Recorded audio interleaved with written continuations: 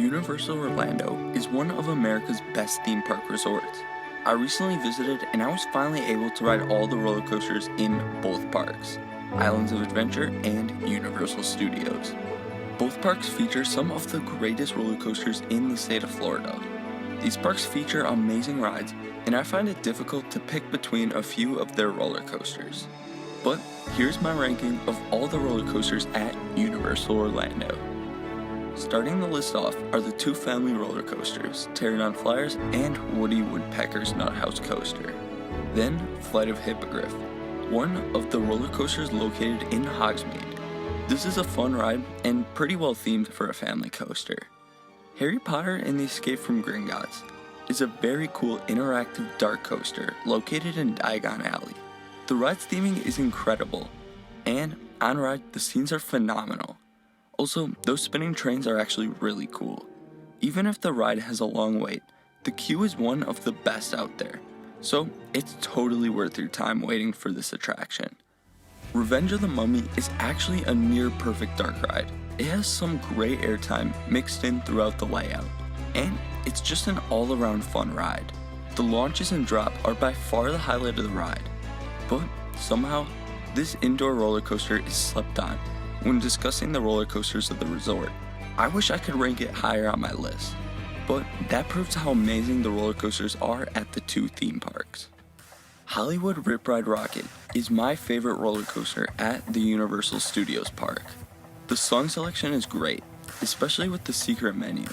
The trains are super sick, and a night ride is a must, and seeing those trains glow up as it rips through the layout is really cool. To me, Hollywood Rip Ride Rockit is without a doubt a front row ride. I'm usually all about the back row, especially because most rides provide the best airtime in that back car. However, on this ride it was different.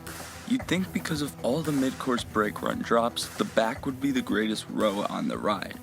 But I found the front to be way more intense. Not only do you experience a more sustained gray out on the turnaround, but it also provides a greater abundance of airtime, especially popping up into the multiple brake runs. I seriously do not get the hate for this ride. I'd say this is one of the most underrated roller coasters in America. It's pretty polarizing, but maybe I'm just one of the few that loves the ride.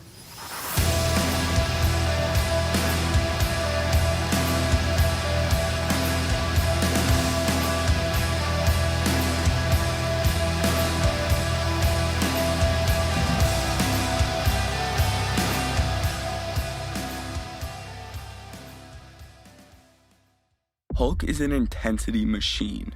The positive G's are so intense on this ride.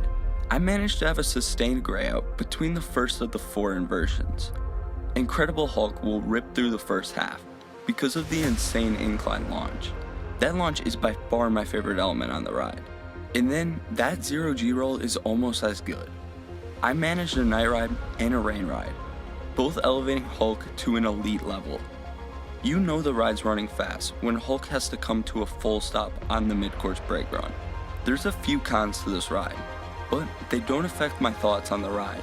Many people's primary issue with the ride is that roughness. I rode the ride more than once without getting off, and that was the only time it really bothered me. But otherwise, it's tolerable. Also, if the second half were as good as the first, this would be higher up on my list for sure. But it's easy to ignore the weaker elements when the first half is just that good. Hulk is easily one of the greatest B&M roller coasters ever created, as well as an iconic addition to the Islands of Adventure skyline. Hagrid's Magical Creature Motorbike Adventure is a roller coaster that has grown on me. When I first rode it, I was very disappointed. I originally had Hulk ranked higher, and by a significant margin too. However, on my recent visit, I loved it. Hagrid's blends theme and a solid layout, making it very re-rideable. So, I found myself coming back in line to re-ride Hagrid's over and over. A night ride is also perfect. It's almost like when designing the ride, Universal intended riders to experience the ride at night because of that forest setting. I would say the drop track is my favorite element on the ride, but there's so many that are awesome.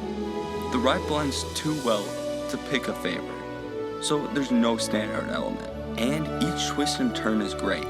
so it's difficult to rank the ride's best sections. Hagrid's is a well-respected ride, and it's so unique that every coaster enthusiast needs to ride the ride at least once. Intamin really perfected the family roller coaster with this recent addition. However, Intamin wasn't done with the park. They added one more world-class Intamin, topping out Hagrid's, as well as many other world-class roller coasters. Velocicoaster. Everyone knows this ride. It's become renowned for its great ride experience, but it without a doubt lives up to the expectations, and it's easily the best roller coaster at the Universal Orlando Resort. There's so much to discuss about the ride: the airtime, launches, inversions, theme, presentation. But I'll have another video going in depth about the ride, comparing it to another world-class Intamin Blitz, Terran. So stay tuned for that video. Subscribe to the channel with notifications turned on to see that video when it comes out. But here's a quick preview. Thanks for watching. Their best model is easily their Blitz model. This first appeared with Maverick at Cedar Point. It turned out to be such a success that Busch Gardens Tampa would add their own, Cheetah Hunt, a family Blitz roller coaster. Since then, we have gotten newer and improved versions of this model, and I was fortunate to ride Terran in Germany and Velocicoaster at Islands of Adventure. Both of these rides are amazing, and I'm going to compare the two based on several categories to find out which one I like.